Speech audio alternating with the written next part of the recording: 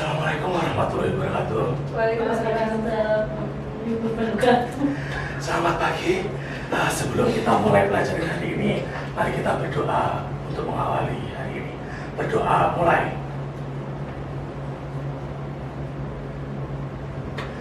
Berdoa selesai. Untuk hari ini, ada yang tidak mengikuti pelajaran? Tidak ada. Hadir semua ya berarti? Hadir. Baik, kita mulai pelajaran hari ini. Kita akan belajar tentang larutan elektrolit dan larutan non-elektrolit. Sebelum belajar ke inti dari bab ini, kalian harus paham apa yang dimaksud dengan larutan. Apa? Ada yang tahu larutan itu apa? Larutan itu adalah suatu cairan. Jadi wujudnya apa dia? Cair. Cairan yang terdiri dari zat pelarut dengan zat terlarut. Jadi komposisinya itu ada dua, pelarut dan terlarut. Misal contoh sederhananya, saya punya larutan gula. Kalau ingin membuat larutan gula, berarti mencampurkan apa dengan apa? Gula sama air dan air. Berarti siapa yang jadi pelarutnya? Air. Siapa yang jadi terlarutnya? Gula. Paham ya? Nah, nama dari larutan itu mengikuti zat terlarutnya. Jadi kalau ada larutan X, pasti terlarutnya adalah X. Kalau misalnya ada larutan HCl, berarti terlarutnya HCl. dengan pelarutnya itu kebanyakan adalah air. Apakah selalu air? Enggak. Tidak, tergantung sifat larutannya. Paham sampai sini? Sudah paham ya tentang larutan? Sudah. Jadi perlu diketahui berikutnya adalah dalam larutan tadi ada apa, Rek? Zat terlarut Dan pelarut. Nah, zat terlarutnya itu ada dua kemungkinan.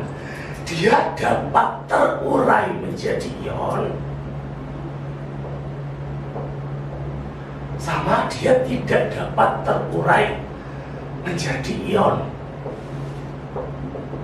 Jadi kalau dia terurai menjadi ion, zat terlarut itu bentuknya bukan molekul, tapi ion-ion.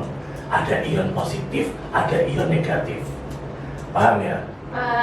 Tapi kalau dia tidak dapat terurai menjadi ion, itu bentuknya itu tetap molekul utuh.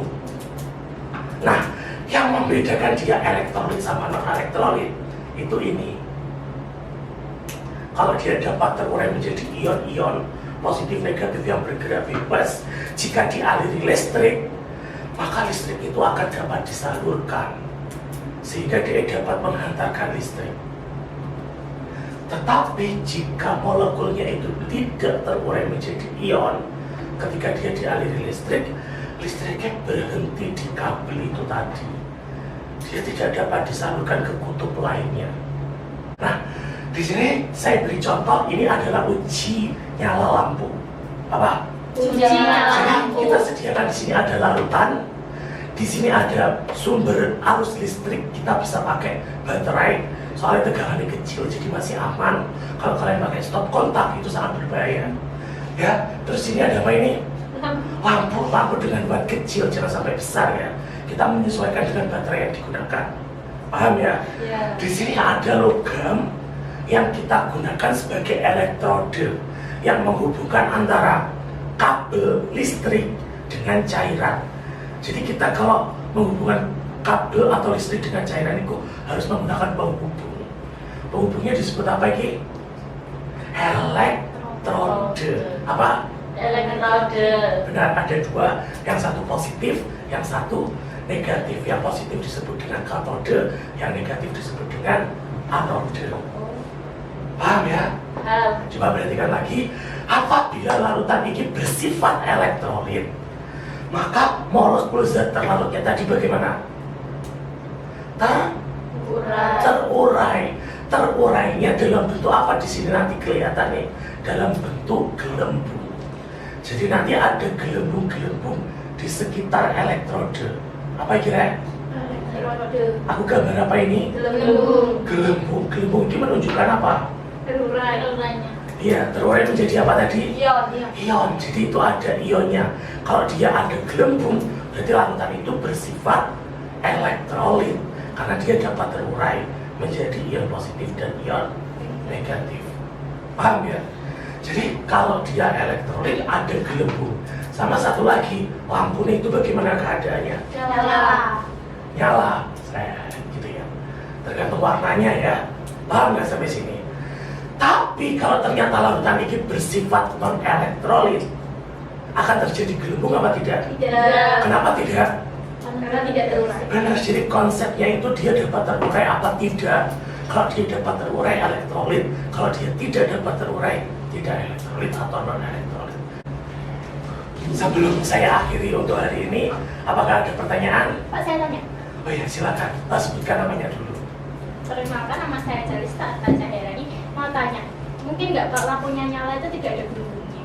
Ya, paham ya maksud pertanyaannya dari teman kalian? Jadi kalau kita melakukan praktek uji nyala, lampu itu kan dapat menyala jika dia listriknya dapat dialirkan dari kutub positif ke kutub negatif. Paham nggak? Jadi apa yang dapat mengalirkan listrik itu? Ion yang bergerak bebas. Mungkin gak ada ion, tapi lampu ini bisa nyala. Tidak. Gak mungkin. Jadi kesimpulannya apa? Kalau ada gelembung nggak bisa nyala. Karena kalau dia nggak ada gelembung, lampunya nggak mungkin bisa menyala seperti itu. Paham nggak? Oke ya.